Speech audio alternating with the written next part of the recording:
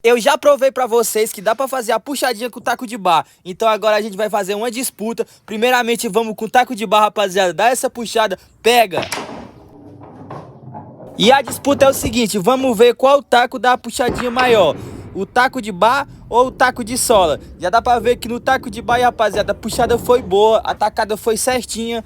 Marquei lá o risco e agora vamos pro taco de sola. Famoso Pay Buff, rapaziada, já mostrei no perfil. Pay Buff é um taco que eu fiz, eu mesmo, entendeu? Fiz ele na medida e olha, rapaziada, passou um pouco, menos de um palmo a diferença da puxada do taco de barra pra puxada do Pay Buff.